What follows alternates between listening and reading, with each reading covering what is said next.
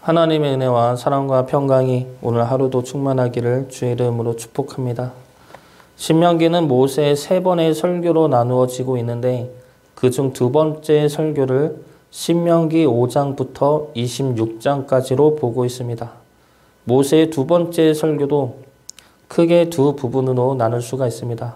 전반부는 5장부터 11장까지로 하나님 말씀에 대한 순종의 요구와 결단을 다루고 있습니다.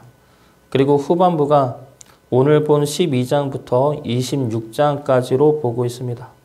후반부의 말씀은 12장부터 26장까지 후반부의 말씀은 10계명의 계명을 규례와 법도로 자세하게 기록한 가르침의 말씀입니다. 이 규례와 법도는 왕대일 교수님의 책에 의하면 10계명의 순서에 따라 치밀하게 구성해 놓았다고 합니다. 그래서 12장 1절부터 28절까지의 말씀을 보면 10계명 중에 1계명을 더 자세하게 풀어놓은 말씀이 됩니다. 1계명이 무엇입니까? 나 외에 다른 신은 섬기지 말라입니다. 그 계명에 대한 구체적인 실천 방법이 오늘 기록된 말씀입니다. 나 외에 다른 신을 섬기지 말라. 이 계명을 우리가 어떻게 지켜낼 수가 있습니까? 첫 번째로 다른 이름을 파괴함으로 지켜낼 수가 있습니다. 2절과 3절 말씀 보겠습니다. 너희가 쫓아낼 민족들이 그들의 신들을 섬기는 곳은 높은 산이든지 작은 산이든지 푸른 나무 아래든지를 막론하고 그 모든 곳을 너희가 마땅히 파멸하며 그 제단을 헐며 주상을 깨트리며 아세라상을 불사르고 또 그 조각한 신상들을 찍어 그 이름을 그곳에서 멸하라. 하나님은 이스라엘 백성들로 하여금 가나안 땅에 있는 우상들과 신상을 모두를 파멸하며 멸하라 말씀하십니다. 그러므로 어느 곳에서도 우상의 모습을 남겨두지 말라 말씀하시는 것이죠. 가나안은 다신론입니다. 우상들이 많은 나라이죠. 그리고 그 우상들은 곳곳에 있었습니다. 신들도 많았고 맡은 분야도 다르고 그래서 마을 곳곳마다 우상과 제단과 신상들이 많았습니다. 그것들을 모두 없애라는 것이죠. 그 이유가 무엇입니까? 우상들에게 마음을 빼앗기지 않게 하기 위해서입니다. 우상의 제단들을 보면서 그것이라도 의지할까 싶은 마음을 아예 없애기 위해서입니다. 우리 또한 하나님을 섬기면서도 한눈을 팔 때가 얼마나 많이 있습니까? 미국의 한 조사단체에서 선진국 17개 나라를 대상으로 삶의 의미를 어디서 찾는지에 대한 조사를 했다고 합니다. 조사 결과 1위가 가족, 2위가 직업, 3위가 물질적인 풍요, 즉 돈이죠. 이런 결과가 나왔다고 합니다. 1위를 가족으로 뽑은 나라는 17개의 나라 중에 14개의 나라였습니다.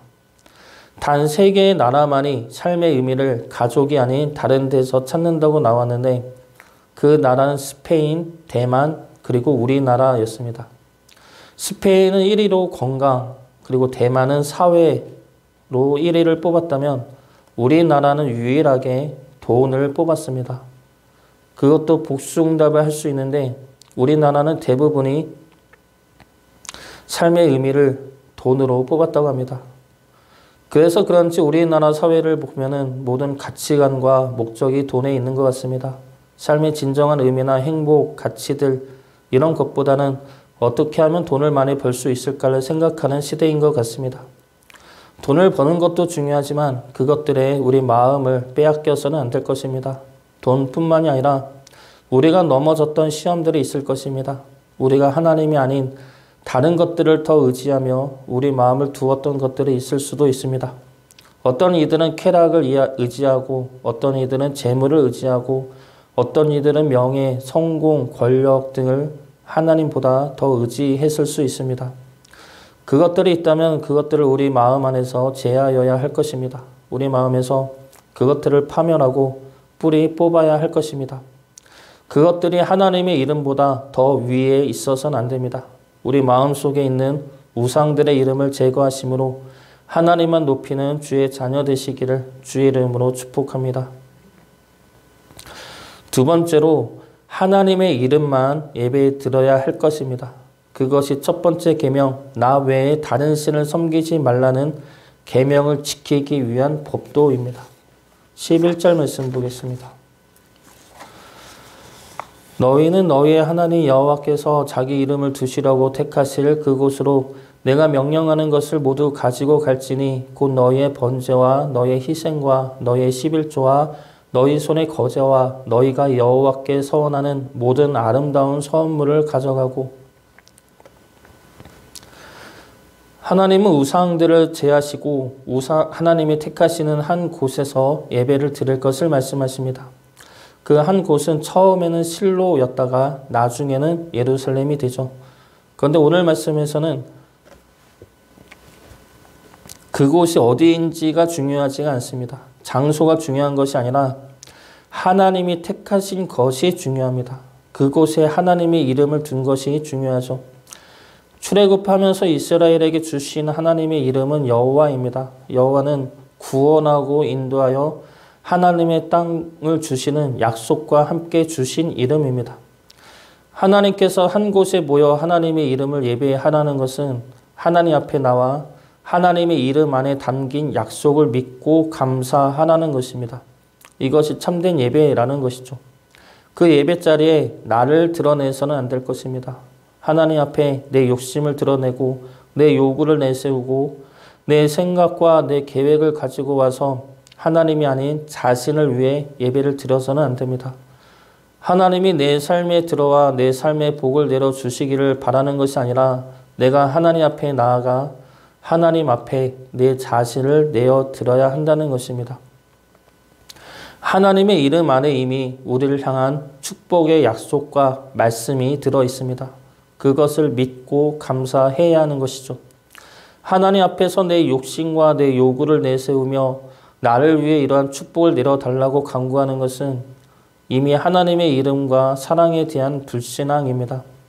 내 상황과 현실이 힘들고 어려울수록 하나님을 향한 믿음은 더 흔들리기 마련입니다.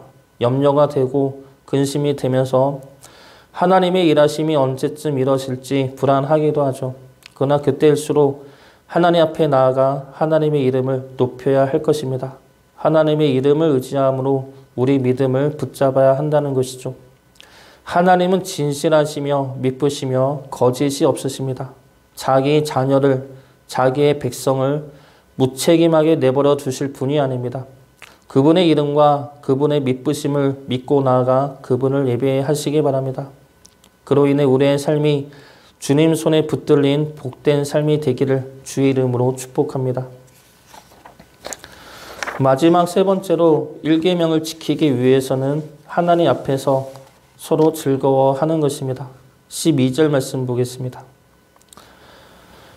너희와 너희의 자녀와 노비와 함께 너희의 하나님 여호와 앞에서 즐거워할 것이요 내 성중에 있는 레위인과도 그리할지니 레위인은 너희 중에 분깃이나 기업이 없음이니라.